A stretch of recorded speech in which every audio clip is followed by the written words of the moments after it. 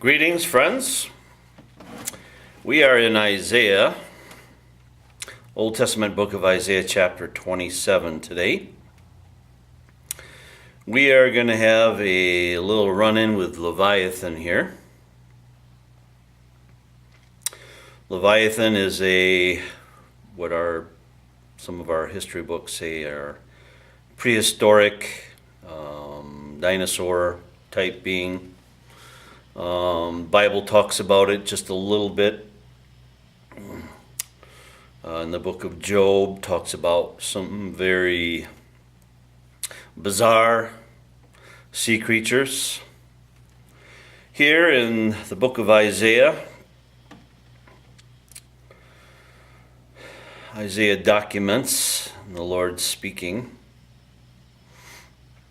as he has seemingly full knowledge at this point in history of a Leviathan type creature. God makes reference to this dragon-like creature, which seems to be also a seagoing thing. Perhaps it can go on the sea, in the sea, on land. We're not really sure. But now there's a comparison here to this dragon and a picturesque portrayal of Satan. And so here we go. In that day the Lord with his sore and great and strong sword shall punish Leviathan, the piercing serpent, even Leviathan, that crooked serpent, and he shall slay the dragon that is in the sea. Verse 1 is packed pretty full here. So you have the known sea as we know it. We have the oceans. There is some talk even of subterranean seas that go deeper than the oceans. Then you have a reference, sometimes scripturally, the sea being a reference to the multitudes of mankind. He's living and moving amongst us, like a dragon, like a serpent, like a devouring creature. Sometimes in the prophets, God talks about Satan, demonic creatures, evil in that way, talking about a being like this here, Leviathan, like a serpent, dragon-like thing. Compares it to Satan or a evil concept. Satan being real, evil being real. It's kind of interesting. If you've gone out into the forests, the world, the seas, the lakes, sometimes there's things out there that we can't explain.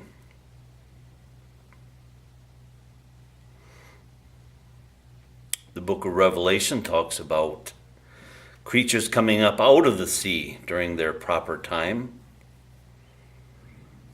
during the tribulation period, for their great appearing as rulers. The beast comes up out of the sea.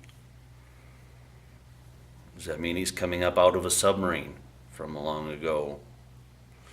And a man who's like representative of like a dragon-like creature. We don't really have all the information to that right now. Maybe one day we will. Right now we don't. So these are just interesting things for you to think about. Perhaps do a little research on your own. And perhaps in the years to come we'll have a lot of this information unfolded to us. As far as the beast coming up out of the sea during the book of Revelation, that time period in the end where there's the tribulation period. I plan on looking down on that from heaven.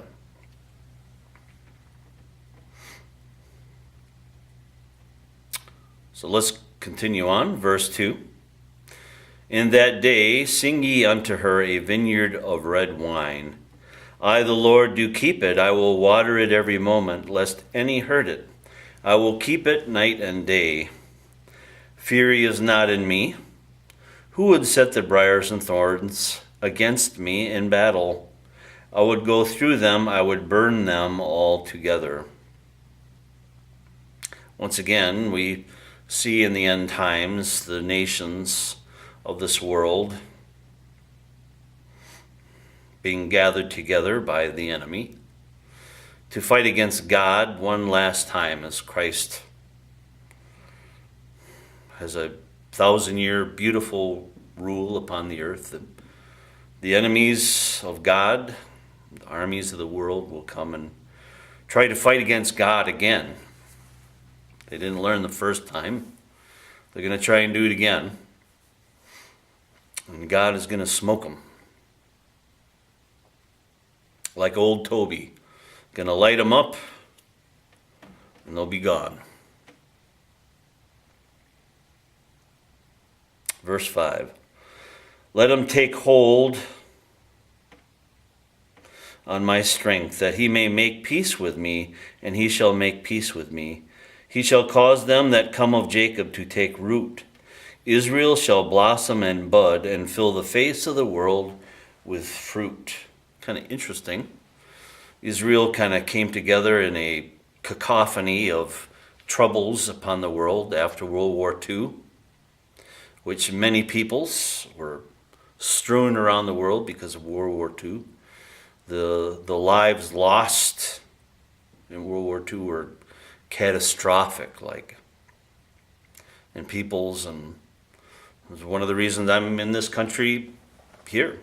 Because of that, my families were cast out from their domain.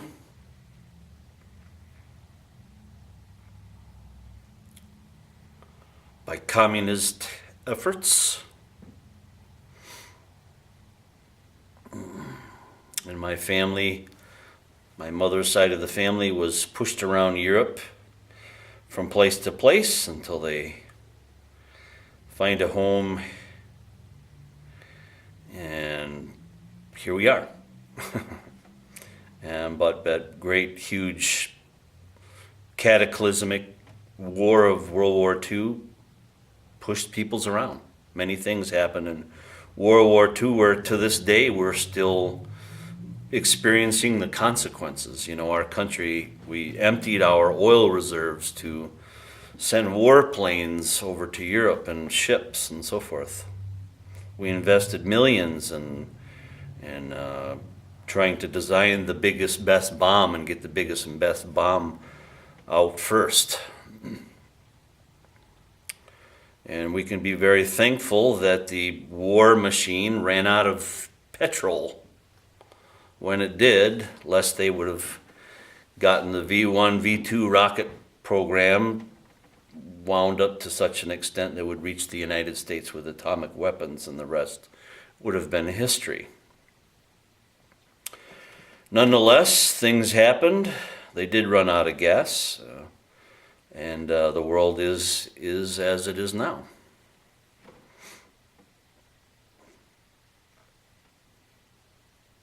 Let us continue.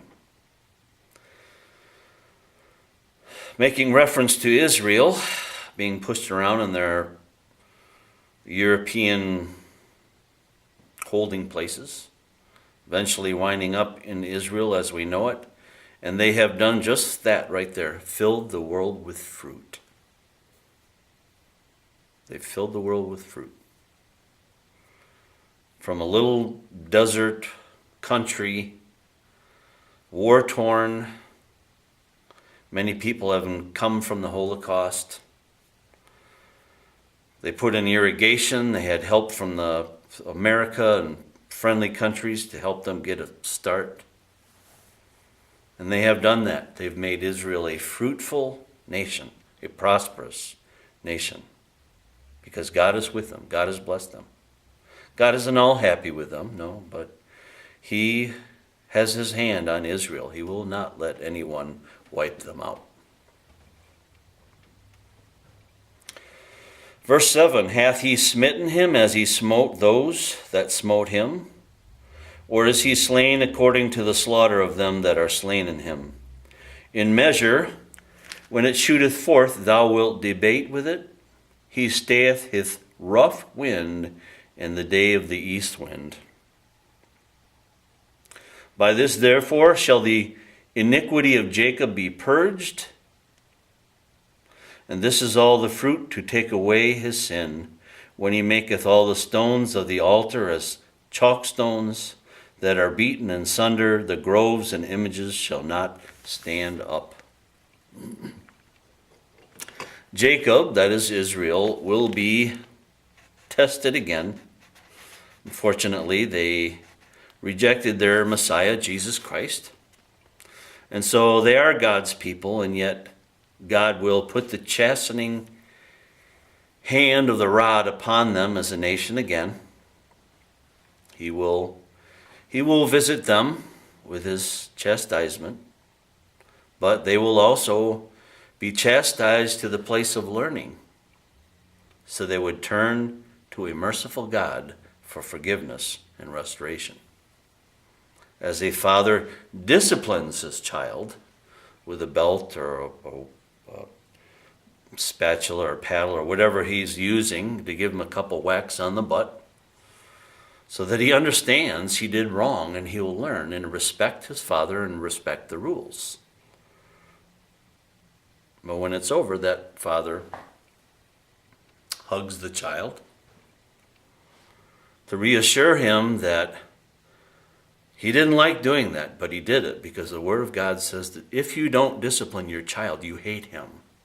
And unfortunately, we have a lot of children that are hated now because the father in the home refused to discipline the children, whether stepchildren, adopted, foster, whatever it was that they were, their biological children, that the father refused to discipline the child in the home, and yet then turn around and live his own life in an honest and moral fashion as an example to the child.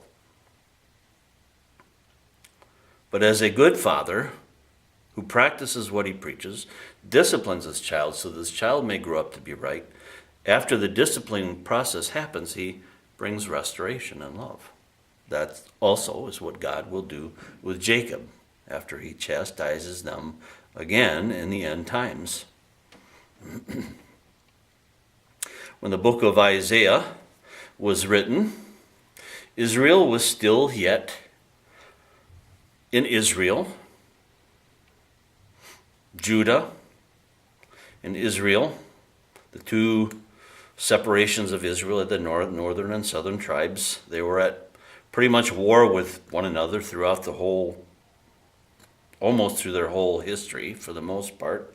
They had a very short, bountiful time during the reign of David and Solomon. And after that, then they were split because of sin. And they were pretty much at war with one another throughout the whole time. Of the kings, the judges, Israel was kind of all over the place. Samuel came in, then we had Saul, David, and then Solomon, and then once again Israel was split up again. Then we have the dispersion of Israel, carried off to the Assyrians, some to Egypt, and then the bulk to Babylon. Then the Medo-Persians came in and brought some of them then to the Medo-Persian Empire from Babylon and from Israel and Judah. Eventually then the Greeks moved in, and then a Roman Empire, and they had their hands full. And they made it through all that, and they were brought together again as a country, and yet they still reject Christ as their Messiah. And one day they will be punished for that, because God came to this earth to be their Messiah, and they rejected him.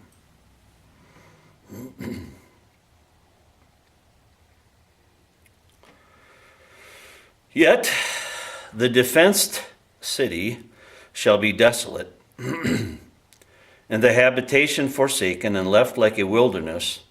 There shall the calf feed, and there shall he lie down, and consume the branches thereof. When the boughs thereof are withered, they shall be broken off. The women come and set them on fire, for it is a people of no understanding. Therefore he that made them will not have mercy on them, and he that formed them will show them no favor. The time comes when God judges, and when God judges, he doesn't mess around. God brings tidal waves, yes he does. God brings earthquakes, yes he does. God brings hailstones, grasshoppers, great judges upon this earth, that mankind would bow in reverence for his majesty, because he's God, he's our creator. He deserves worship because he's our creator. He gave us our lives. Then, out of graciousness, you would think that then we would turn our lives back to him in adoration and worship. But mankind rebels against the true God, and they serve false gods. It's an oxymoron. It's a hard to understand paradigm why man would do that. Verse 12, and it shall come to pass in that day that the Lord shall beat off from the channel of the river unto the stream of Egypt, and ye shall be gathered one by one, O ye children of Israel. And it shall come to pass in that day that the great trumpet shall be blown, and they shall come which were ready to perish in the land of Assyria, and the outcasts in the land of Egypt, and shall worship the Lord in the holy mount at Jerusalem. At the end of the tribulation time,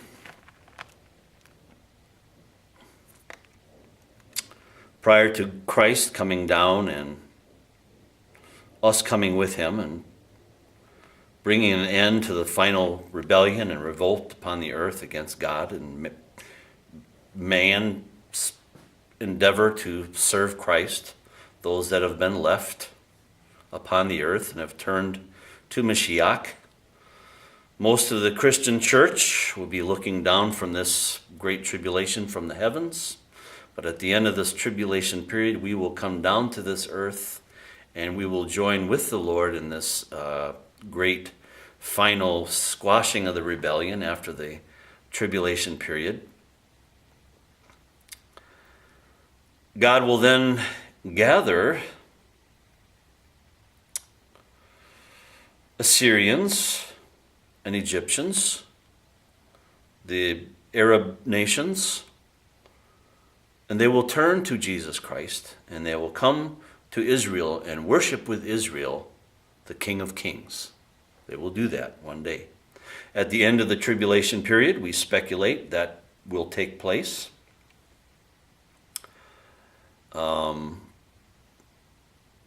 After the great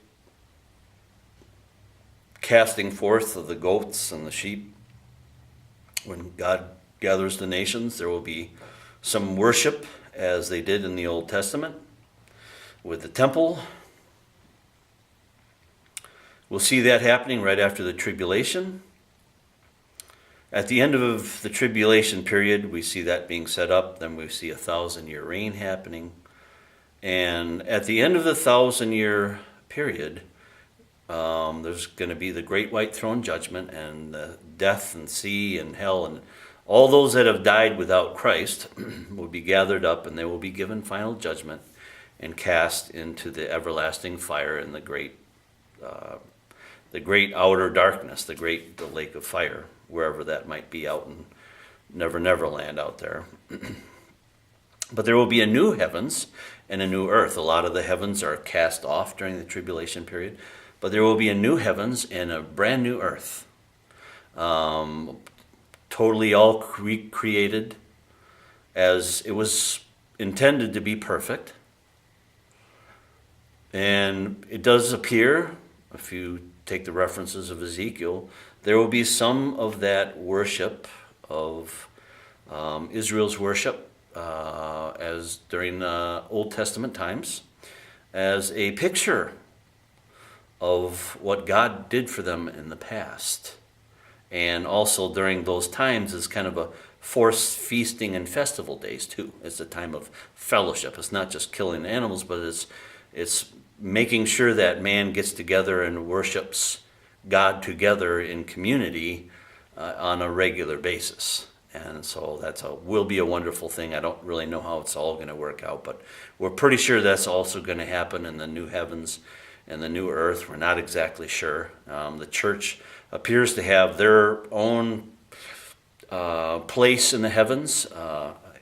That's the New Jerusalem, that as Christians and those that are born again, and we're the church caught up to the heavens, and then Israel then will have the new earth. That kind of seems how that's going to be, and then all those that are following Yeshua on the earth will be inheriting that new earth, and then the church, the bride of Christ, will be with the Lord in the New Jerusalem, and we can come and go. It does kind of seem kind of like that. It seems almost like supernaturally science fiction, but that the Bible does kind of indicate that's going to be the way it's going to happen.